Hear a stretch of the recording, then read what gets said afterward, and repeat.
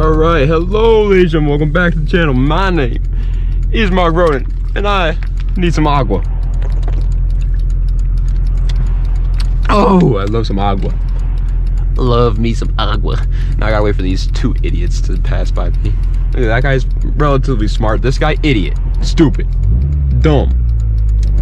Oh yeah, bang off the ground. I love it when it happens. Anyway, today's video is going to be 5 things that I learned after doing YouTube full-time. So for those who don't know, I've been doing YouTube full-time since around last May in 2022. So about a year and a half now I've been doing YouTube full-time, and I've learned some valuable lessons to anybody out there trying to either A, become a YouTuber, or B, just do anything that revolves around like being self-employed, honestly, because most of these things just have to do with being self-employed. This obviously is not a car video whatsoever, although I am driving my wonderful Acura Integra DC4. For any of y'all who don't know, this is my Integra. I love it. It looks good. It needs new brakes. Let's go. Also, I want to make it very clear that I'm going to be fully transparent here, and so that yes includes like how much I make.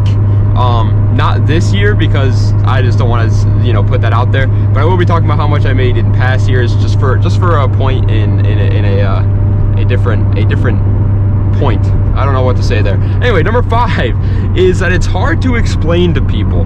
It is so difficult. I cannot. Also, guys, look at this. I got a Fitbit for Christmas. Is that cool? But I cannot explain to you guys how difficult it is to like explain to people nowadays that yeah, I do YouTube for a living, and no, I'm not a bum that just sits there and makes no money all day.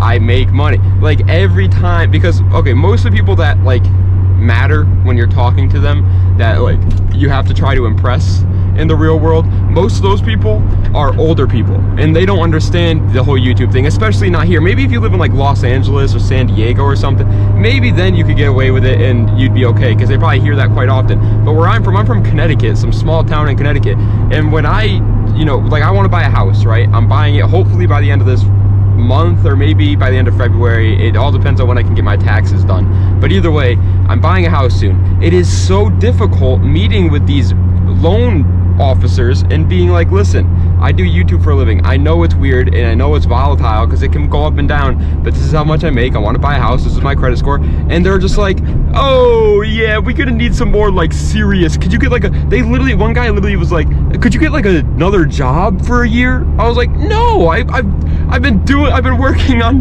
YouTube for like 3 years now to do it full time. I finally got here. I'm not gonna go work another job again. This is the whole point. This is like, you know what I mean? Oh my god, it was so frustrating. And especially with like older people, like you tell, so like my dad and my mom, obviously, you know, they're supportive as hell and I love them for that, but at the same time they don't get it. They don't understand that like to them it looks like I'm just sitting downstairs playing video games all day, but no, I'm doing work. It's just that it's not physical work. I don't have to leave the house. I could just go on my computer and do it. And so to them it looks like I'm being lazy. I constantly kind of have to remind them, like, guys, if I was being lazy, I wouldn't be able to do it full time. You know what I mean? Like you don't get to be a full-time YouTuber if you just sit there all day and upload once a week or something. You know what I mean? And so yeah, that was it's a little bit tough to explain to people, especially nowadays. Well, I mean, I guess it's getting easier, and it's only going to get easier as more and more people begin to do it as a job. But it's not like with old people. It's a little tough so far. Number 4 is, this is like an obvious one, but like people learn this through a lot of other ways. But too much of a good thing is a bad thing. And what I mean by that is, like, I constantly find myself with too much time on my hands. And this is what I mean by I'm going to be fully transparent with you guys. Here's a little Mark Roden fun fact. I have ADHD, and with ADHD, I overthink things like crazy. And when I overthink things, like when I go to bed at night, I know everybody's like this, but I'm very bad like this. So when I go to bed at night, I have to have something playing in the background. I have to be watching, and it can't be like rain noises. No, it has to be like an actual video that I can like focus on, or else I start overthinking about absolutely everything that's going on in my life. Everything. I will overthink about it. And I overthink about people in my family, I overthink about my friends, I overthink about everything unless I have something like constantly you know, distracting me. And if I don't distract myself when I'm trying to do things, and I start overthinking, I get anxiety, and I get really bad panic attacks. It's not fun for the next couple of months. And so, I always have to kind of constantly remind myself to stay distracted, whether that's hanging out, playing video games, whatever. But with YouTube, I have all this free time on my hands, and in my opinion, that's not a good thing. It gives me too much time to overthink these things. On top of that, too much of like seeing Instagram comments, or not Instagram, YouTube comments of like people hating on your videos. That could be a bad thing, because then it gets you like I feel like if I look at YouTube comments all the time, and I always read these YouTube comments, I kind of let it just be like, okay, that's what people think of me. But that's not the case. That's what people online who have never met me in real life think of me. So these people that love me on my YouTube channel might hate me in real life. We might not get along, we might hate each other, but then the people that hate me in my YouTube comment section might love me in real life. So it's kind of stupid to go off of like these YouTube comments and constantly read them over and over again and be like, oh, that's what people think of me, that's who I am, when it's absolutely not the case. Online people have no idea who you are in real life. They have zero clue. I could be completely lying to you guys and you would have absolutely no clue about that. I could hate cars. I could literally be driving this car right now and be miserable because it has a manual transmission, and you guys would never know, because you just know what I tell you on the internet. You know what I mean? And I don't really know how that goes into too much of a good thing makes a bad thing. But what I meant by that was kind of like, if you read too much Instagram, YouTube, I keep saying Instagram, but YouTube comments, and you read into that stuff too much, it might, change your perception of how people view you in real life, when that shouldn't be the case. Coming in at number 3, and this one's obvious, but taxes suck. Now, here's what I mean by that. Before I started doing YouTube full time, I got a tax return, meaning that at the end of every year, I went and did my taxes, which that part already sucks. Like, doing your taxes is horrible. But at the end of it, I would get money. I would get like $1,200. They would give me back $1,200 because I had a regular job, and throughout the year, I would pay them my taxes out of my paycheck. With YouTube, they don't take your taxes out, so you have to pay them off at the end of the year. And I'm gonna be, again, fully transparent with you guys here. Last year, before I was doing it full time, I made $16,000 off of YouTube. That was before I was doing it full time. Don't worry, I'm making more than that now. I'm not stupid. I'm not living off of 16 grand a year, but I was only making 16 grand. At the same time, I was making like another 20 grand or so from my actual job. So $36,000 total. But with the 20 grand, usually what would happen is I would write up my tax returns with the $20,000, and I would get like $1,000 back. I did it with the $16,000 I got from YouTube. I did my tax returns then, and I actually ended up having to pay around $1,500, and I was not ready for that. I had like $3,000 in my bank account, and I had to drop half of it on taxes. I was expecting to get money back rather than get it taken away from me. And so luckily it happened when I was still making a little bit of money, so I only had to pay off $1,500, and it wasn't that big a deal, because this year I'm gonna have to pay off like $12,000 in taxes.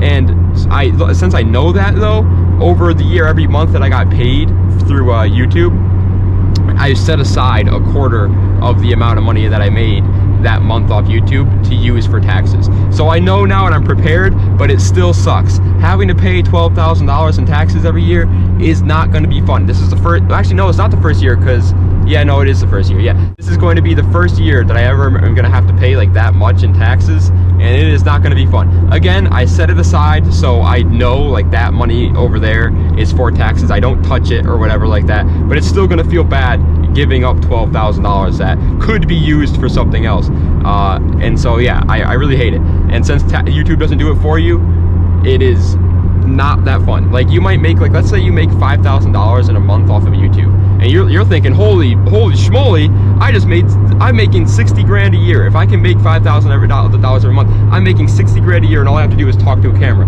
But you're not actually making 60 grand a year, because a quarter of that is going to the taxes. A lot of the money that you get from YouTube is taxed, and it's just very upsetting, very disappointing. But coming in at number 2 is that people do change. People tell you this all the time. If you get successful, if you make it on something, if you become famous for something, people will treat you differently in real life. Now, obviously, I'm not talking about you guys. If you're watching this as a fan of my YouTube channel, I love you, and I've never met you in real life, and you guys have treated me the same when I had 1,000 subscribers as you do now. You know what I mean? You guys don't act like I'm some special freaking Bill Gates, and that's exactly what I like. I appreciate that. I don't want to be treated like I'm some famous person. But in real life, when I see people in like a grocery store that I knew from high school or something like that, dude, they act like I'm some like big shot celebrity, and it's like, I just do YouTube. I'm just Mark Roden. Like, I'm not special.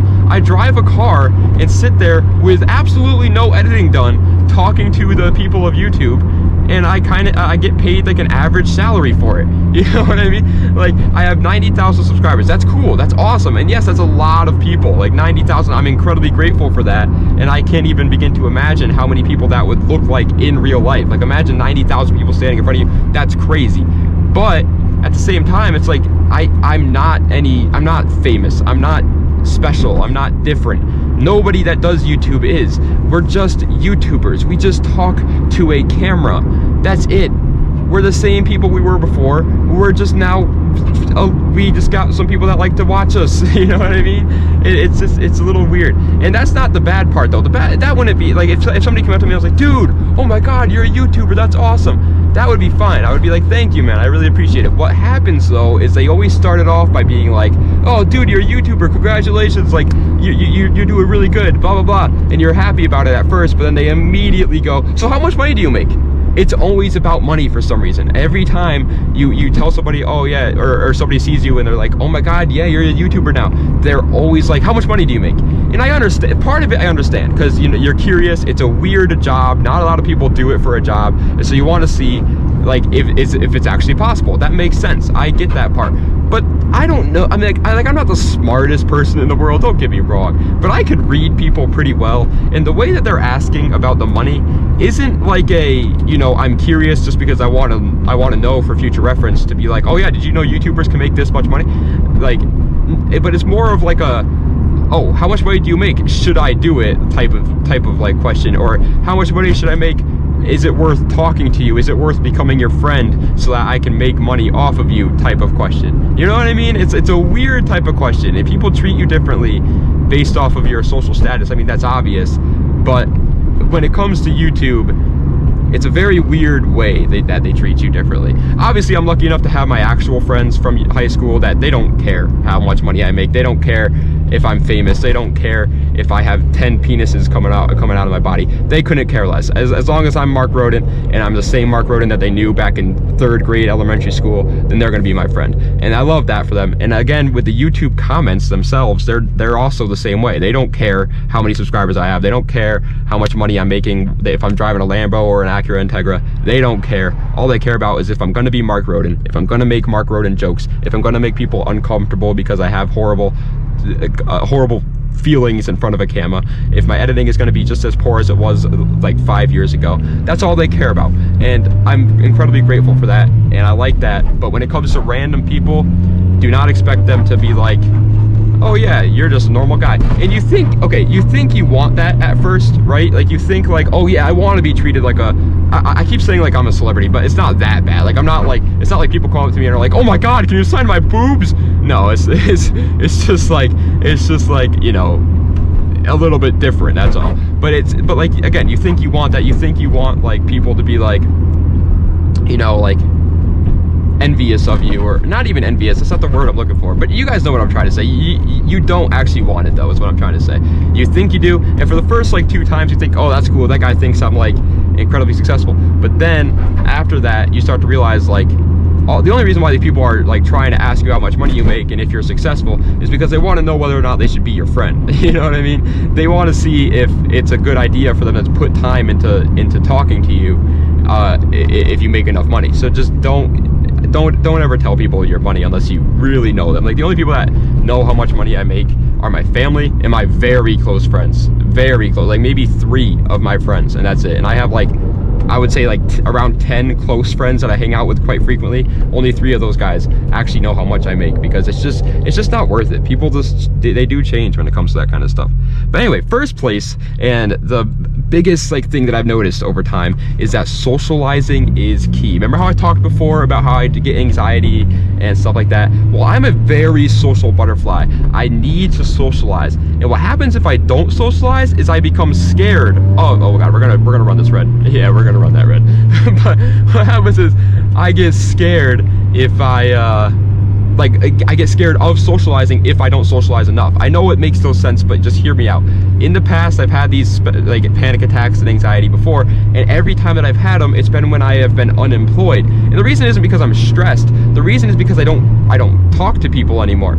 I think people massively underestimate how important it is to actually like have a job where you get to talk to people every day. Like, I'm not saying retail workers, God bless you. That's miserable. Like, I'm not saying that, but I'm saying, like, before I did this, I worked in an auto parts store, McDonald's Auto Parts in Torrington, Connecticut. Go show them some love. They're great guys over there. They were literally treated me like a family. Awesome people.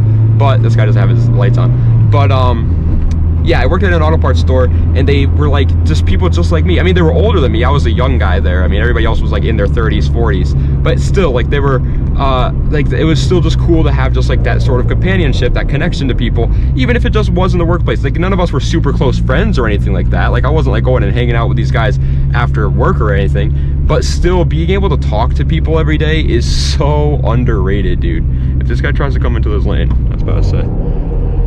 But yeah, being able to talk to people is so underrated. Like, you gotta socialize, dude. If not, you're gonna drive yourself crazy. You need some sort of socialization in your life. Do not underestimate that. It is so important. If you don't do it, I'm not gonna say like you'll become depressed, because I think being depressed is like, that takes a lot, you know. That takes a lot of stuff to go through before you can become depressed. It takes constant like, just, I don't even know the word to use, like belittlement, I guess you could say, to actually become like clinically depressed.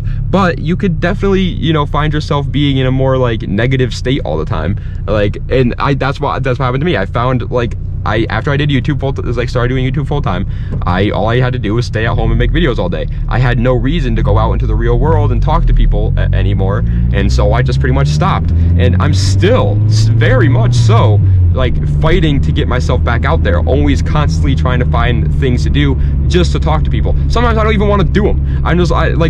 Okay, last year I went to Lime Rock for a race. It was hot out that year, and I had to wake up really early, and I was just like, I would rather not do this, but I did it anyway, because you need to talk to people. Look at that, it's a nice BMW. Got the M Sport package on it and everything. Yeah, I like that. I want one of those. But yeah, no, it's crucial. You need to socialize. But anyway, thank you guys so much for watching. I hope you enjoyed. If you did, please be sure to like, comment, and subscribe. We are at, how much are we at for time? 21 minutes. Yeah, okay, we're gonna stop. Thank you guys so much for watching. Das Badania, and have a nice night.